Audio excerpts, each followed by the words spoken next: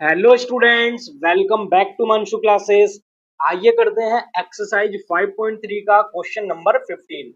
Question है a contract on a construction job specifies a penalty for delay of completion beyond a certain date as follows.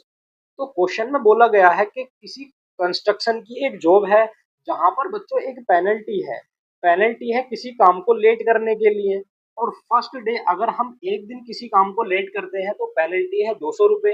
Then अगर second day भी हम delay कर देते हैं work को तो पेनल्टी हो जाती है बच्चों 250। और इसी तरीके से अगर हम तीसरे दिन भी वर्क को डिले कर देते हैं तो पेनल्टी हो जाती है 300।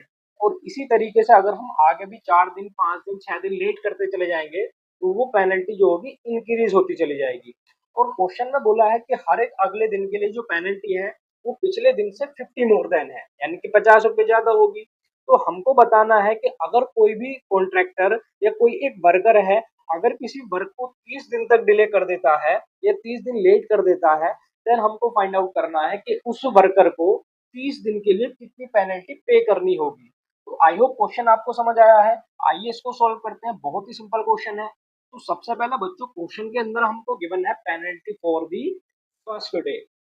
तो यहाँ पर हम नोट कर लेंगे गिवन दैट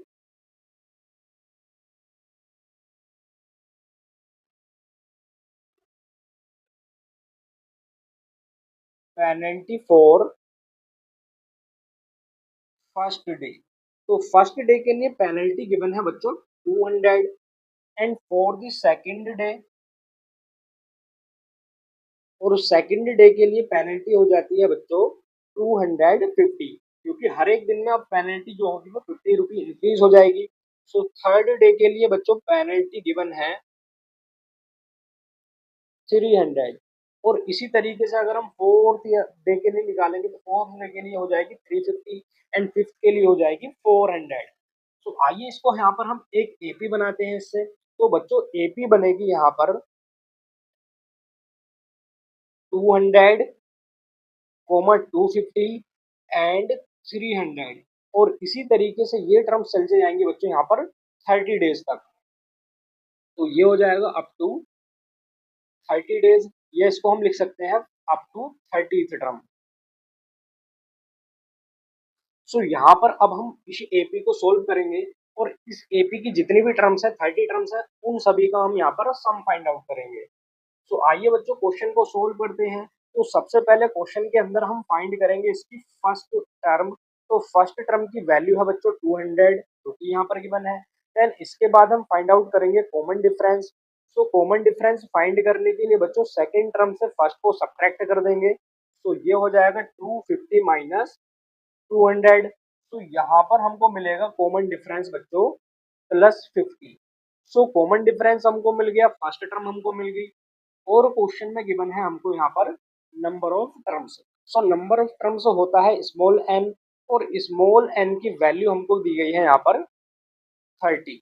देन क्वेश्चन के अंदर हमको फाइंड आउट करना है बच्चों S30, यानी कि इसकी 30 टर्म्स का हमको सम फाइंड आउट करना है।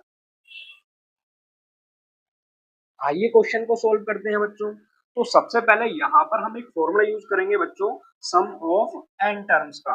तो सम ऑफ एन टर्म्स के लिए फॉर्मूला होता है S N is equals to N upon two bracket 2a plus N minus 1 into D.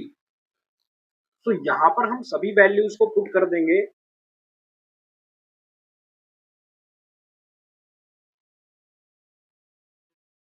So value put करने पर ये हो जाएगा बच्चों S30 is equals to 30 upon two bracket 2 into 200 plus 30 minus 1 into 50।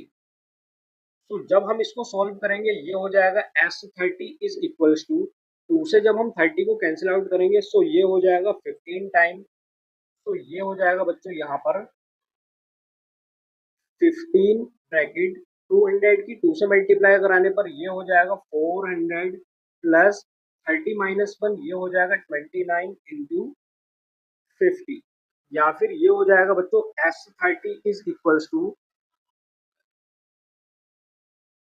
15 into 400 plus, और जब हम 50 की मल्टीप्लाई बच्चों 29 से कराएंगे तो ये हो जाएगा 1450, या फिर ये हो जाएगा S30 is equals to 15 bracket 400 को जब हम ऐड करेंगे बच्चों 1450 में, सो ये हो जाएगा 1850, या फिर जब हम 15 की मल्टीप्लाई कराएंगे 1850 से, सो ये हो जाएगा S30 इज इक्वल्स टू 27750, यानी कि आंसर हो जाएगा बच्चों 27,750। तो बच्चों उस वर्कर को यहाँ पर पेनल्टी की फॉर्म में जो पैसे पे करने होंगे, या जो भी उसको यहाँ पर मनी पे करनी होगी, वो हो जाएगी 27,750 रुपीज।